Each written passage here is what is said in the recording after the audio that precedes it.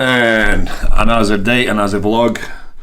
Vlog number 10 on a new training phase. It's week 9, I believe. Or is it 8? It doesn't matter. This week was slightly different, but I'm going to start firstly with some questions that people asked, get that out of the way, and then I'll talk about myself. And I got quite a few questions, and we'll just see how far we can get. I'm not going to spend too much time on everything. One was, why the hell am I writing down, and why is it better to use pen and paper rather than typing everything down on the phone? It's actually scientifically proven that when you write down with pen and paper, you develop a skill of recognition, patterns, spatial awareness, muscle-mind connection. I even wrote down the area of the brain it has most impact on is fusiform gyrus, however the hell you spell it. So there was study on kids, and they literally made them write down with pen and paper or type it down on a laptop or do something similar, and only difference was made when they actually wrote down. Why? Because it's quite advanced skill to write down. You need to be aware where your arms are moving, how are your shoulders placed depending on your writing style. Are you left-handed, right-handed? You need to think about it. So you need to reflect if you're writing in a straight line, and so on and so forth. So there is so much happening that if you do these skills, you are becoming better in everything else. As an athlete, it's pretty much a must-do.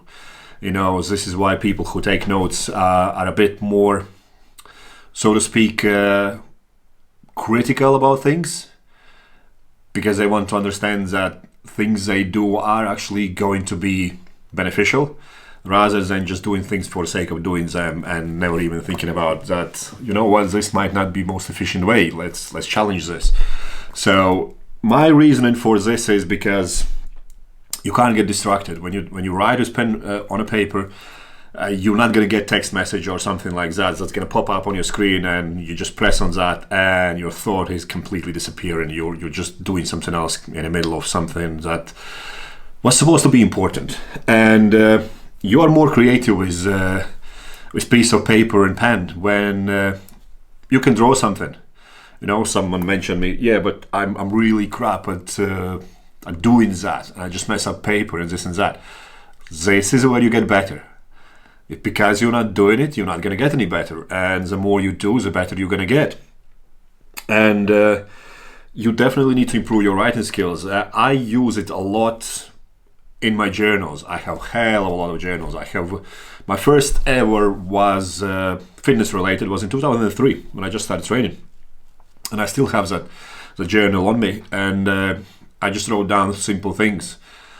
How much I weighed, all my measurements. Funny that my quads were smaller than my arms are now.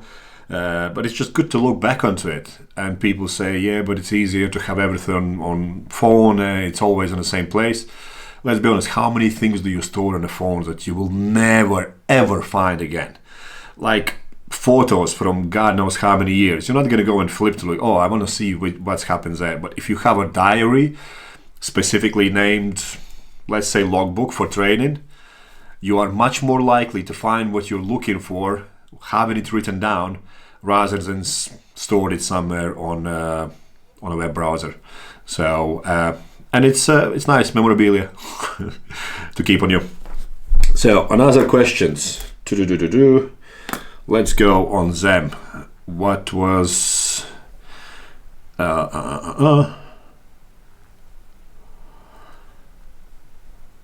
What tips do you have for keeping digestion good when you eat in 5,000 calories or more? Well, thing is, if you can eat that on a consistent basis, you most likely don't have any digestive issues. If you jump to that, that's when you're going to have a lot of issues. Thing is, people have this stupid idea that to get big, you need to eat big, and that means you need to overfeed yourself all the time. People who are big have used to eating big. If you're obese, it's not because you're force feeding yourself. You just feel comfortable eating so much. Same applies when you're trying to gain muscle. It's those bigger guys are not so big because they are uncomfortably overfeeding themselves all the time. They like to eat, and they can eat really well, and they have probably developed that kind of appetite over years, not months. Like most people, they just start taking a ton of drugs, ton of food, overtraining, stress through the roof, appetite goes to garbage, more drugs just because they want to get bigger anyway, and then they stop eating altogether, and depression, anxiety, and everything falls apart.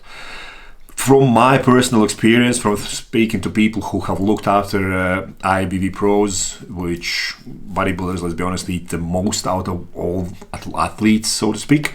Well, you can't call bodybuilders athletic, but let's go with it anyway. Kai Green used to eat 7 meals in one sitting. So he could eat 7 proper meals without moving. And no wonder, guys, 5 foot nothing and 140 kilos body weight. It's humongous. It's just like, he's shorter than me, but he's huge. He's 3 times wider than me. And that's when I bloody lie sideways. My rule of thumb is find out where you are, 100% improve your hydration. You cannot improve your digestion without having more fluid in your body. With fluid, everything's going to move better. Your nutrient interaction with your cells will be much better. That's like, imagine you are having a car and you never change oil. Something's going to clog up and the engine's going to go bust. Same happens with your digestion system. If you are not well hydrated, you are doing it wrong. So first and foremost, do not focus on calories, focus on getting enough fluid in you. Then focus on which meal is the easiest to eat. Always track everything you do. If you don't track it, you can't make progress. You're starting from scratch every single day. This is why I ask people to get diaries, log what you eat. When you get to a point where you don't need to think about it anymore, it's great. But at the beginning, if you have never tracked your food and want to make progress in terms of muscle mass, size, strength, whatever the hell you want, you have to log everything. And only then you can draw conclusions, what happened, where, how, why.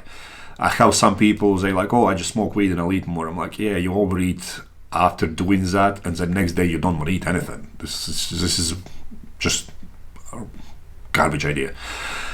Anyway, never do more than, I would say, 100 calories excess of what you eat already per week. So if you eat 5,000, like, let's go smaller numbers, 2,000 calories a day on average, don't do 2,500 next week. Do 2,100. I go even less. I add 30 calories a week, every week, to my athletes until they get so comfortable with that they just get ravenous. You know, patience is the key, always. Like I've mentioned before, you can only make like 0.5 gram of pure protein a day. You know, and okay, everything else attached to that, fluid and glycogen and whatnot, it will make a bit more weight. But the muscle growth process is so stupidly slow. What are you trying to speed up? It's not going to get any quicker. And the ribosomes that manufacture protein are dying off now and then. So when you have everything lined up, your nutrition, your training, your drugs, everything is great, everything is going, just couldn't be any better. And at some point you stall. It's because those ribosomes need to be re-synthesized as well, so they can start building more protein again. So be just realistic that you don't need to rush anywhere. Optimal calorie surplus seems to be 250 calories per day extra. So pushing anything more than that is just not going to get any more benefits than you already kind of have from your food. Following up on that question is, do you do any walks between meals to help with digestion? No, I don't. My insulin sensitivity is quite high from the amount of activity I do and the amount of muscle I carry, so I don't really need to do that. If I would get kind of excess body fat gains, then I would sort it out. But no, I don't do that. I'm not 200 kilo body weight guy who needs to do that all the time. It obviously does improve everything. But I personally don't need that. I've never had really insulin sensitivity issues, So, of course, eating that, would you eat things that digest well? Do you see any benefit with digestive supplements in this scenario? I've never used any digestive enzymes. I use chromium. That's about it. So when you come to digestive enzymes, you need to understand that your bioflora needs to be kind of improved through variety of food. If you eat chicken, rice, and bloody broccoli, you're not going to get very far, because sooner or later something's going to stop. Foods interact with each other, and they help to digest each other better. So, like, say, for example, if you eat pineapple every day, it will be easier to digest chicken, and so on. So, realistically, what you want is have as much variety of foods in your diet as possible to keep that digestive system healthy. I do use a lot of milk products. I do use a lot of fermented products like gherkins. I love gherkins, things like that. So I really don't have any necessity to supplement with something that I already eat. So if you eat milk, if you eat fermented stuff, it's pretty much there. This super magical kombucha, what everyone buys overpriced, you can just buy that mushroom yourself and just store it in a pot. It costs nothing. But yeah, I know a lot of guys do feel benefit from it. When you go into more of an extreme, MK677 seems to be a good stuff. Another thing to improve your appetite seems to be antihistamines. Yeah, I tried it once. Funnily enough, I never have issues with any kind of allergies, and I tried antihistamine once because I thought, let's see how far I can improve my appetite. Can I be ravenous on all my food? And lo and behold, within a couple of days, I started to develop kind of puffy eyes, what you get from pollen. And before that, I never had an issue. So I just dropped it straight away. I'm like, I'm not doing this. If I'm taking medicine that's supposed to be used by someone who is kind of allergic to all these pollens and whatnot, and as a side effect, it makes me ill. It makes me actually allergic to these things. What's the point? So if you find that you need that kind of stuff, I would actually look back. Are you drinking enough water? Are you sleeping enough? Sleep is one of the best appetite boosters out there.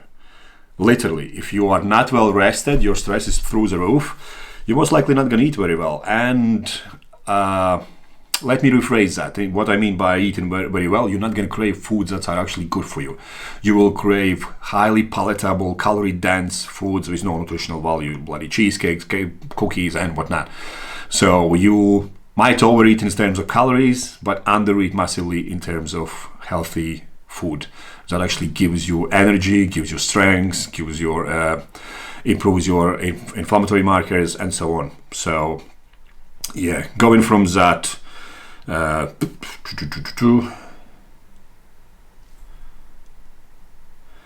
notice a big difference if I eat too little vegetable. My digestion feels slow and bad. Yes, that's exactly that. For example, why do you feel like that? Is different foods get absorbed in different areas, like in your stomach, in your intestines, and whatnot. So, like vitamin B12, I forgot the specific name of the thing, but it literally gets absorbed on last portions of your body developing feces. So if you're not eating high fibrous foods, you probably just leave the B12 in a bloody toilet. So yeah, eating dark green veg is extremely important. And when I work with some people, I rather eat them less calories but higher nutritional value foods. Because I find that if they do that, they can actually eat less calories and get better results. Why? I can't explain that, but I just go with the perception that if you eat garbage food, most likely you don't even absorb half of it because your body don't recognize it as a food. All it does just causes a lot of inflammations and your body don't absorb a lot of that stuff. And those calories are just either stored as body fat or just left in toilet. Moving on from there, next one was Interested in your routine and mindset and how it changes depending on phase you're in. So when you shift into personal development period coming up, how it all will your routines change, mindset change, and whatnot. I refresh my routines and mindset. So it carries on in saying, do you learn the same way as you compete and train, or is there any differences, and how staying in one state or giving me more energy affects other states. So let me explain that. I have different characters developed that I, so to speak, nurture. A lot of people goes like, oh, I'm just a mess, I do a lot of things, and I think I've got different personalities, blah, blah, blah. You have to have different personalities. If you don't have them, don't embrace them, you're not going to get anywhere. You can't be same person with someone you're intimate with and talk same exact way with your training partner. Not going to go down very well. And if you can't switch from one to another, that's an issue. You know, you see guys who can't do that. And those are the guys who are bloody on trend and whatnot. They just turn into assholes 24/7. It's that kind of approach might be good when you train, but even then it's not good because they just don't understand what they're doing. But if you can't switch from one personality to another, that's an issue. And how to do that is you need to recognize what you need for a given task. So if you were to cook a nice meal, you will dress completely different, you will probably listen to different things, maybe you like some kind of music, maybe you like silence, and you will be do a lot of different things to be at your best at that time. When you do learning, for example, I have a specific playlist that I use before I train, then I have a specific playlist that I use before I do some kind of client work, then I have a specific playlist that I do when I just chill, and specific playlists that I do when I want to read a book. You know, and for me it's easy because I have done it so long, and I never even realized that I was doing it until someone pointed me out. It's like, you are different here. I'm like, yeah, you have to be different. You just can't.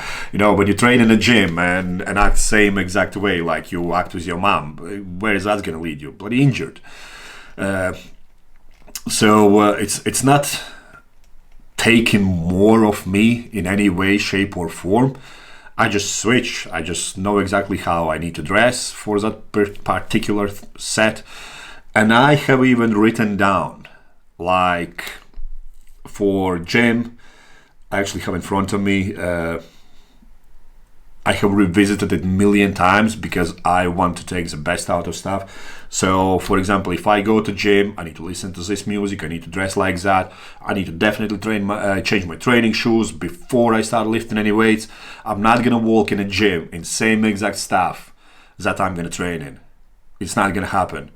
Same as I'm not going to walk out of the gym with stuff that I use for training. Same when you go and meet someone, you have to have different personalities to be at your best. And if you kind of don't separate them, you can't be most efficient in them all. You kind of master of everything and at the same time absolutely not owning anything. You need to own those personalities and you need to create them. You need to embrace the fact that there are multiple people in your bloody head and make them stronger for a particular set of tasks you have. You know, when you compete in anything, you need to be different. When you train for something, you need to be different. When you learn something, you need to be completely different.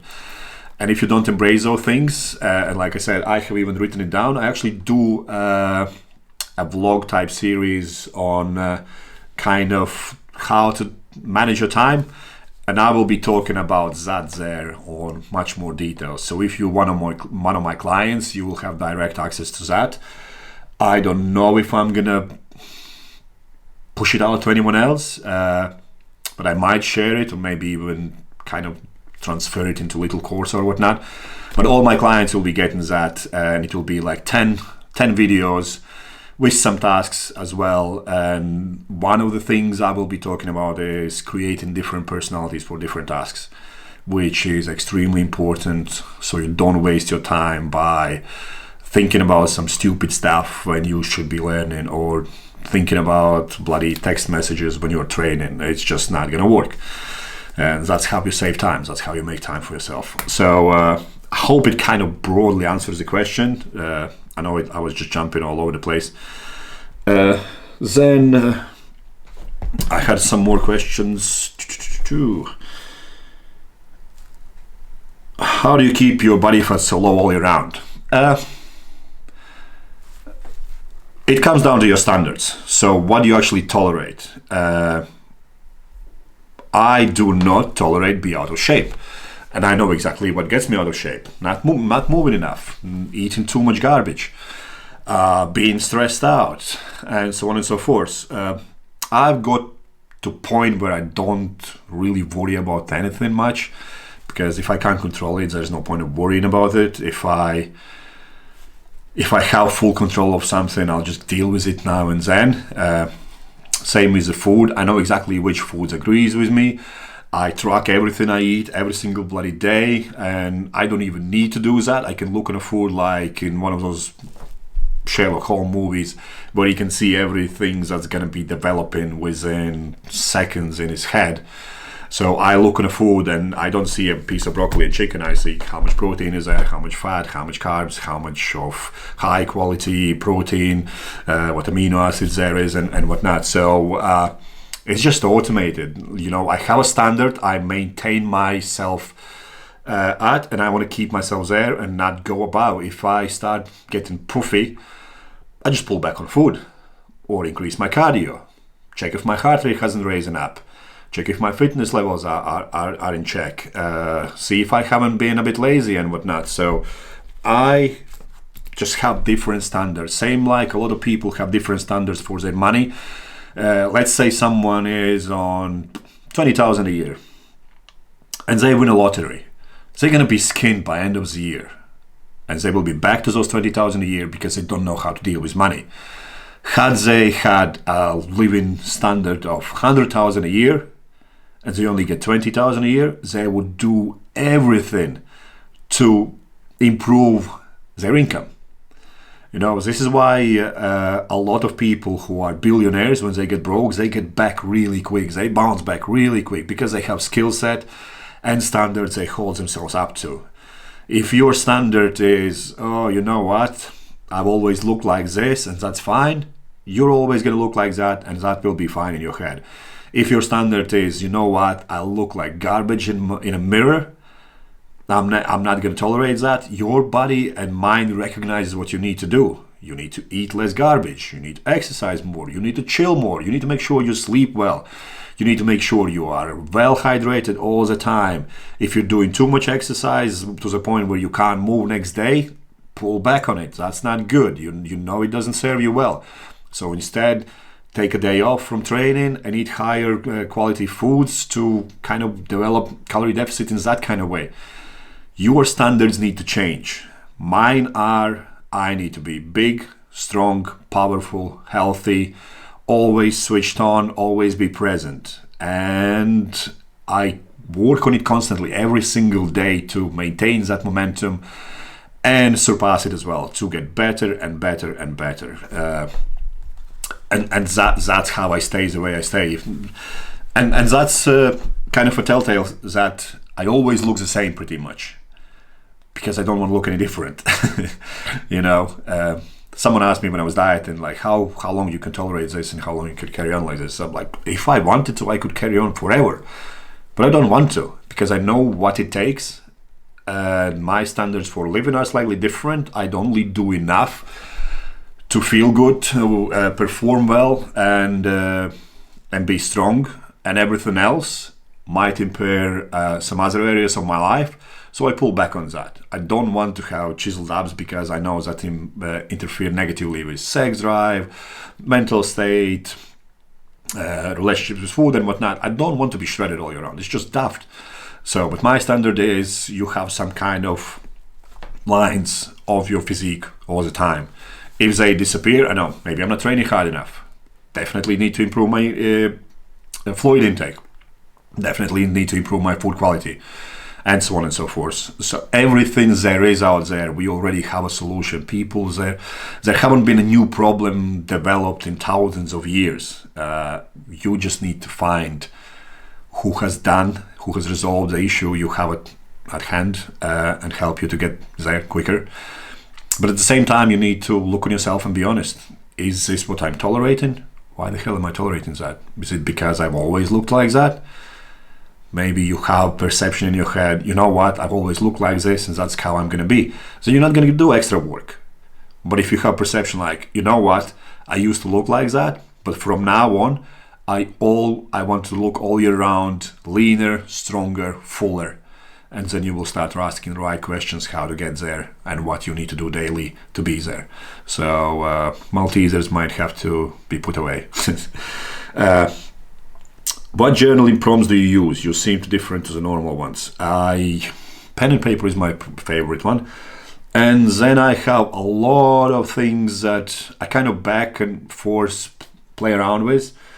I have used million journals. And best and most efficient one is just a simple blank book. I have different kind of things that I revisit to plan my days better, to kind of put my thoughts down in one place better. But that's about it. I don't have specific diary or something like that, because I have done planning for a few years now. I only started to do it in 2019. I had to do it. I had no choice. And I'll talk about it in those time management pieces I work on. But yeah, things you see, what I put out, those are more of workbooks to reset my mind on how I reflect on my day, rather than what I actually use to reflect on my day. Or to reflect on my day, I use just pen and paper and that's it. So don't overcomplicate, keep it simple, start with simple things, and then maybe you're gonna find something that really resonates with you. And the most advanced books I have on journaling and like sample journals are just that. There is a couple pages reflecting on, you know what, you need to do this, you need to do that, and then it's just blank pages. That's it. You just work on that. How old are you? Yeah, well, Google that. Harvey knows how to, and he still gets it wrong. Tell everybody you love me. God almighty. Why have you chosen to specialize in coaching strengths over anything else? Because it's more fun. It takes more skill to get someone stronger, because there is so many things different to each person. It's more individualized. There is a template for everything. Periodization is creativity having a blast. And I used to have this stupid mindset in my head that I am not creative because I just do blank things. I just go to gym, train, lift, eat, sleep, repeat, and don't do anything else. Turns out it was just my limiting belief. And strength training is that creativity of mine that has fun in gym. I look at people differently. I recognize their strengths, their weaknesses much quicker than anyone else. Bodybuilding to me is extremely like a numb process because it's so easy. People overcomplicate it because they just see all these complex things on internet that you need to do this, you need to do that, and this, and so on and so forth. In reality, you just need to be consistent to do the same exact thing every single week until you get better at it. Don't rush it so you don't get injured, and then improve your intensity. Work again on that, get better at it, and then again improve intensity, work on that, get better at it. Food is main things that needs to be changed, and that's pretty much it. Whereas strength training is different because you always kind of overdevelop one thing over another, and then you have to revisit where you're at and reset everything from scratch again, and replant things that the weaker parts don't get any weaker and the strong parts don't suffer as well whilst you're trying to kind of balance out your physique, your strengths, because any misbalance in some kind of strength parameters will cause an injury. Any misbalance in your mobility will cause an injury, and so on and so forth. It's more fun. It's more exciting. I really love the emotional input. You can't put much of emotions in gaining half a kilo of muscle. You're not going to jump around and shout about it. Whereas adding 10, 5, 20, 50 or half a kilo to your PBs, that boosts your emotions. And emotions are the things that drive us and makes us happy. And I like making other people happy. And they are much happier when they get stronger, fitter, more mobile, faster than when they just look in a mirror and have gained half a kilo of muscle. It's not the same. Yeah, it really isn't. Maybe I view it because I find myself to gain muscle extremely easy. Then might be a question, why am I not fucking 400 pounds guy? Because I know what it takes. It takes way more times than I'm willing to sacrifice for it. Even now, I'm not the biggest of guys, but still for my height, I am massively overweight and overly developed in musculature and God knows what else. But I'm still not the biggest guy, nowhere near my full potential I could be. But that's because I don't want to. I don't want to sacrifice everything else I really enjoy doing. Muscle building is not what I kind of love. It's just who I am. So it's not my obsession. It's just part of me. And for me to kind of break through plateau and progress further, I would need to eat more, sleep more, train less frequently with less total volume but at higher intensity, and I just don't have time for that. Why? I am exactly where I want to be, and I enjoy that. And I am at my weight, strengths, and health kind of standards that I want to hold myself up to, and that's as far as it goes. So now probably let's round up what I'm doing this week. So I ordered this little bad boy, Medichecks. I'm gonna do full blood test just after 4th of January, see where I'm at, and start adding something exciting to my supplement list, because at the moment we are running on pretty much nearly TRT, which I introduced a few weeks ago, and there's nothing fun. It's just basic testosterone baseline and a bit of NPP. So I haven't changed anything since I started, and it's more or less just to cover basics, so it doesn't kind of overpower everything else I do. In terms of my training, this week I had a deload week. I had massage, chiropractor, one session where I just did a lot of mobility, calisthenics things, and today I had a heavier session where I did some calisthenic things at the beginning for 10 minutes. Then I did bench press, and then I did squat. So I bench pressed 190, I squatted 180 for a few reps, which is good for my knee. I have not squatted that kind of weight since 2014, which is like 7 years. So it's cool. It's coming back, and I'm not going to push it any harder than I need to. I got another 10 weeks to improve my intensity. Next week will be way more intense than last few weeks been. I needed this deload week just to recover, reset myself where I'm at. And I have gained a bit of weight, so it is a bit harder than it was at the beginning. My diet is pretty much same. I'm not trying to push any food up. I have kind of set for 5,000 calories at the moment. Let me just double check.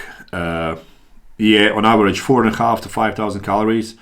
Let's say, it's 5,200 on average. Sorry. But I'm not going to push my food any higher just because I don't want to get any bigger, just because I don't want to impair my sleep, which has happened already because I gained weight fairly quick last few weeks. When I wake up, I weigh around 115, 116 kilos. By the time I train after my first meal, which is just under 2,000 calories, I weigh close to 120. So I've had around 3 liters of water by that time. I've had a lot of food, which my breakfast is a lot of food. And by the time I train, jumping around about and doing all calisthenics at 120 kilos is quite intense. And I'm not going to push my food any further than I need to. So I feel great. Everything is good. My sleep is slightly off because I gained this weight, so my resting heart rate has gone up. So that has got negative impact on my weight. So I am definitely not going to push my food up any further, and I actually hope to lose a bit of weight just because I want to be a bit leaner. Not for the sake of being leaner, but for the sake of how much better I feel when I can move better and when I sleep better. As it comes for personal plans, personal life, I am working on, like I said, developing a mini course on time management. I have never done that. I have never developed any course and whatnot. This is what people need to realize. Training yourself, coaching someone else, being an online coach, and then developing a course. That means you have to have completely different skill set. So this is new thing to me. Be patient with me. I'm really working on it. And no matter how it works out, I will have developed skills by the end of it that can help me in future to be better at it. Because just training myself is great, but I do love coaching people. I do love face-to-face work because my clients are amazing. I don't work with any bloody assholes who don't even know what they're doing. And then doing an online coaching is a completely different thing. I started it a few years ago, 3-4 years ago now, something like that. I need to revisit when did I start it properly. I kind of dabbled into it, and now it's something I really enjoy as well. Whereas at the beginning it was quite challenging and stressful. And now I want to get into more of a, not just coaching, not just teaching, but actually developing courses that I can take my hands away and it's just there and people can go take the best things out of it, learn something new, hopefully benefit from it massively, and kind of teach others what they've learned. And on that note, that's pretty much it. Quite a long video because of the questions. I do really appreciate people sending me those. Try to keep them in the same place, so drop them under the video. Or if worse comes to worse, drop me an email. Definitely don't text me or on any social media because I don't check those messages. It's just not gonna work. Sorry.